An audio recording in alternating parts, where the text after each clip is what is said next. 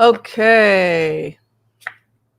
Ooh, mastery is over NATO. Very good. So NATO wound up actually with a mastery card. So I don't feel like NATO is in trouble, and I don't think that Donald Trump is threatening NATO.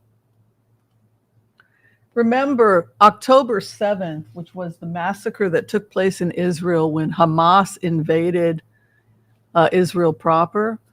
A lot of people are confused about what happened, but that was engineered by that attack, which was supposed to be much larger and was going to be the attack that took out Israel.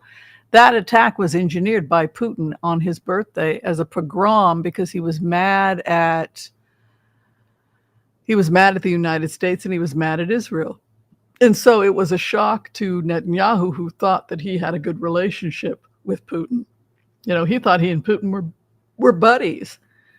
And then he got to see the real Putin, he got to see just how anti-Semitic Putin was, how badly Putin really wanted to kill all the Jews with his buddies Hamas. And all of a sudden, the relationship between Netanyahu and Putin changed overnight in that instant. And I believe that also had an influence on the people that were funding the Republican Party. Right. So the people that thought, well, we're going to do a little deal with Putin and Netanyahu and it's cool. We got a cool little thing going on, me and Putin. Right. That's what they thought.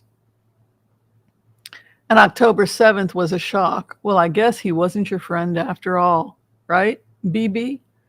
That is the real conversation. So then what happens? What happens is phase 4. Because the biggest threat is Putin, right? So for that reason, Trump doesn't want anything to do with Putin. Because if you were previously loving Putin because you were with Bibi and you were pro-Israel and certain interest groups were paying your money, and you're going to go with that because they're the people paying you. Right? But then if he becomes enemy number 1 and they're planning on taking him out, and if the people that are paying you are planning on taking him out, do you think that he's going to continue to endorse Putin? Of course not, because he's arch enemy number 1. So for that reason, his attitude towards NATO has changed overnight. Because the people that pay him now have a problem with Putin. Well, I think we got to get rid of this guy. So NATO is in a state of mastery right now, which is very good. That's very good. The opposition to NATO would be Putin, because it's the alliance that tightens him, right? It corners him so that he can't do business.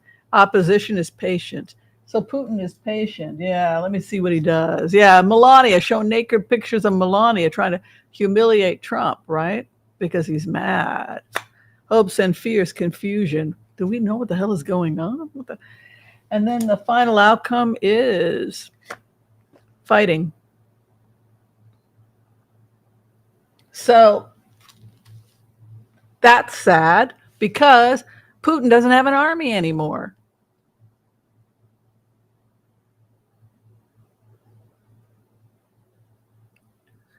I feel like we need to talk about this, Joel, and the rest of the group. I feel like, God, you guys.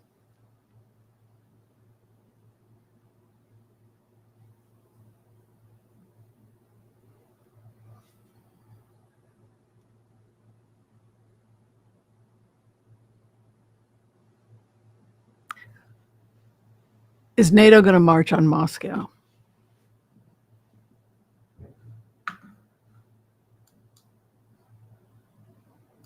That's really the question, right? Is NATO going to march on Moscow?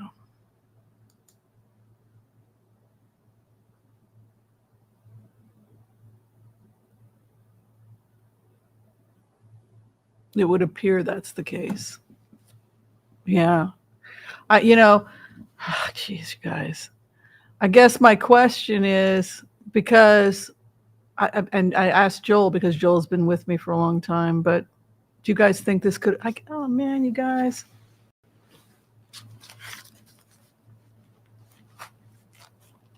Could we have avoided this?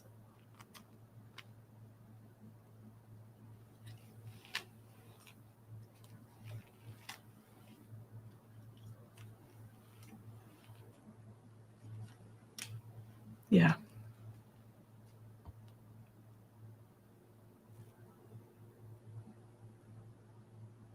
Yeah, unfortunately, if Putin takes this stance because he's bankrupted, it results in us just taking Russia. We're too big. It's like it's a country with a GDP of Italy that's now bankrupted. We've completely wiped out his military. And the Queen of Swords justice comes in over the situation. He sees NATO as a thief. The thief's card is over NATO, which would indicate a thief comes, takes the weapons of war. Yeah. Thief. This is the kind of energy we see over Ukraine. So no, Trump will not be able to stop this. No way.